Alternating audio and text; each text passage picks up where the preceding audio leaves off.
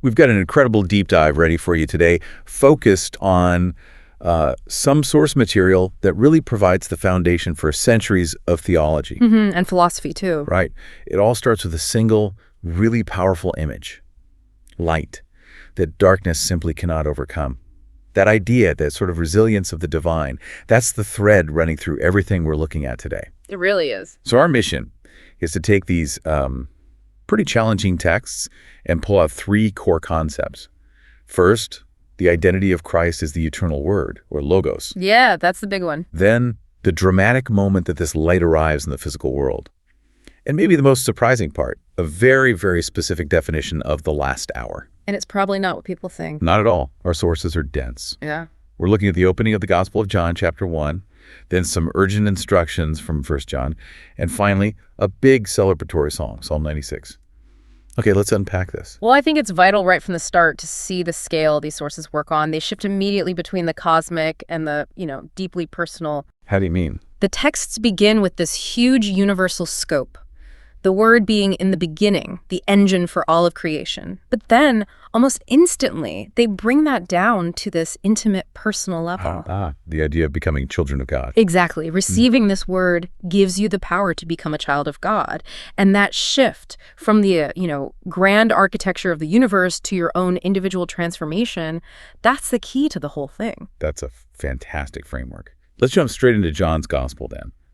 It doesn't start with a manger scene or a family tree. It starts with eternity. It really does. The declaration is just so dramatic. In the beginning was the Word, and the Word was with God, and the Word was God. Yeah. So if we're doing a deep dive, we have to ask, what exactly does logos, the word, mean here? It's not just, a piece of language, is it? No, not at all. And this is where a little context is so important. For the audience John was writing for, logos was this huge philosophical concept. It wasn't just speech. It meant divine reason, the rational structure, the ordering principle of the entire universe. So when John says the Word was God, he's saying that the very reason that holds reality together is itself divine. That's fascinating because it immediately creates this tension. How can the Word be with God but also be God? That sounds like a contradiction. And that tension is exactly the point. It's establishing a distinction without a division.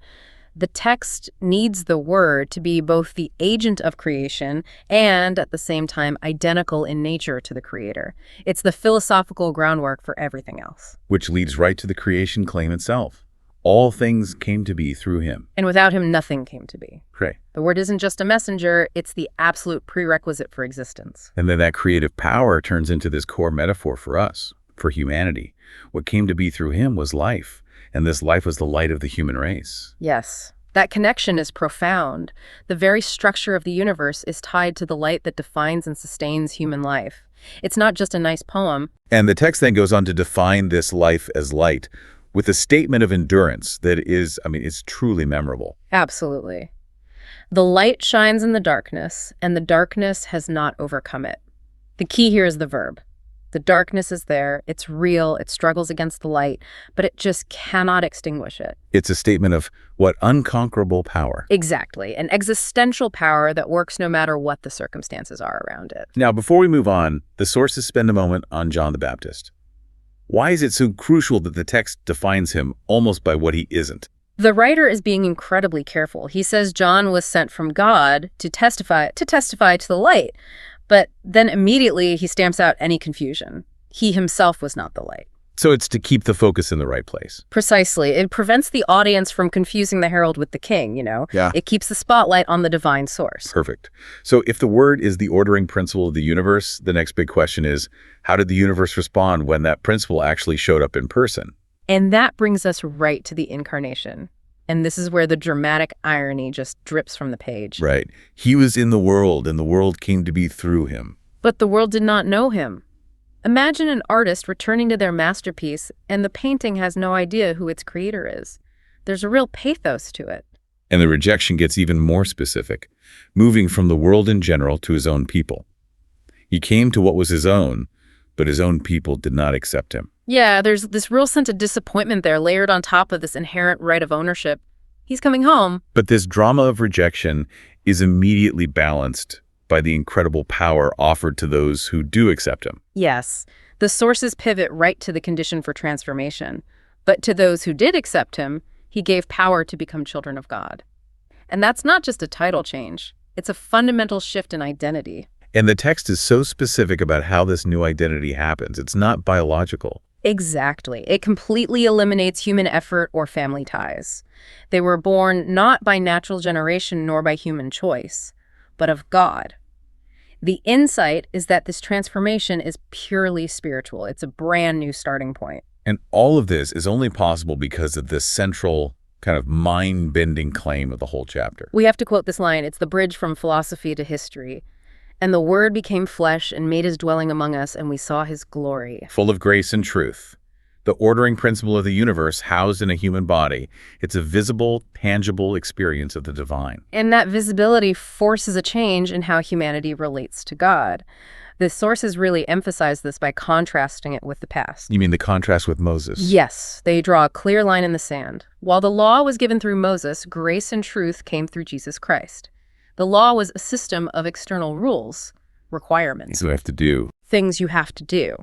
But grace and truth, that implies an internal relational system. It shifts the focus from external obedience to internal being, allowing truth to be experienced, not just followed. And that relational access leads to the big theological conclusion. The punchline, really. No one has ever seen God. The only begotten Son, God, who is at the Father's side, has revealed him. Basically, you can't see the divine directly, but the Son is the ultimate translator, the window. That transition from external law to internal grace is the perfect setup for our next section. We have to pivot now from the cosmic and eternal to something immediate and, well, a crisis. The tone changes completely in 1 John. It gets very urgent. It really does. The text just announces, children, it is the last hour. Yeah. And this urgency is tied to a specific conflict, an internal one. You heard that the Antichrist was coming, so now many Antichrists have appeared. And what's so critical here, a real nugget, is the source's very specific definition of these Antichrists. This isn't just about some future apocalyptic monster. It's about people right there in the community. Yes, immediate present dissenters. The text clarifies that they went out from us, but they were not really of our number. So their leaving is the proof. Exactly. The writer uses the schism itself as evidence. Their desertion isn't a problem to be fixed. It's confirmation they were never truly part of the group in the first place. It confirms who the real community is. So the last hour isn't necessarily the end of the world calendar-wise. It's defined by this internal crisis of identity where some members defect. It's a moment of truth for the community. And that's where the text offers this deep assurance to those who remain. It reinforces their certainty by pointing to an internal source of truth. But you have the anointing that comes from the Holy One, and you all have knowledge. That idea of an anointing is so powerful. It is. It means their knowledge isn't based on just learning facts or, being smarter than the other group. It's an internal spiritual confirmation. A kind of gut-level truth. Precisely. The author even says he's not writing because they're ignorant, but because you do have knowledge, and because every lie is alien to the truth. This is a profound statement about resilience. When the community is shaken by lies and defection, the true source of stability is rooted inside you. That focus on internal conviction is a powerful thought, but we need to shift gears one last time. We go from that internal crisis to the huge, exuberant public response we see in Psalm 96. Yes, from quiet assurance to cosmic celebration. The language is just incredible. It's not just a call for humans to worship, it's global. Sing to the Lord a new song and announce his salvation day after day. It's loud, it's public, it's perpetual. And if we zoom out and connect this to where we started, the psalm requires the entire cosmos to join in. The whole universe is drafted into the choir. Yeah, list them off. It's amazing. Let the heavens be glad and the earth rejoice. Let the sea and what fills it resound. Let the plains be joyful. Even all the trees of the forest exult before the Lord. The natural world is responding to its own creator, to the Word.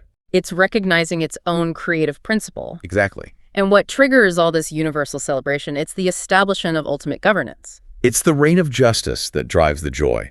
The psalm is clear. The Lord comes, he comes to rule the earth. He shall rule the world with justice and the peoples with his constancy.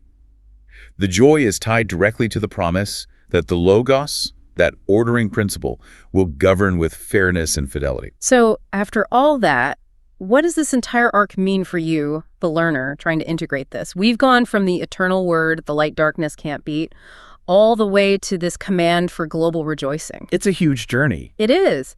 And the sources seem to give a pretty clear path for how to apply this. They ask you to consider, how can you consciously welcome this light today? Through your words, your choices, your acts of love. The goal is receiving that grace and truth revealed by the Word made flesh. And taken together, the sources really do offer a kind of pathway to identity. You move from being illuminated by this true light to gaining the power to become a child of God. And that new identity is reinforced. Critically, yes, it's reinforced by that internal anointing, that knowledge that confirms the truth, even when the world or even your own community starts to fracture. Fidelity is proven by having that inner certainty during the crisis of the last hour. So, to leave you with one final provocative thought to mull over, Mm-hmm. the internal conflict in 1 John suggests that the gravest threat isn't really external persecution. It's internal deception. It's the lie alien to the truth. Right. So given the confidence the author has in your own internal anointing, what specific contemporary lie, a lie about power or identity or purpose that seems, rational or acceptable, what lie is most challenging for you to discern and reject in your own life right now? Because that discernment, that's the essential ongoing work of living in the light.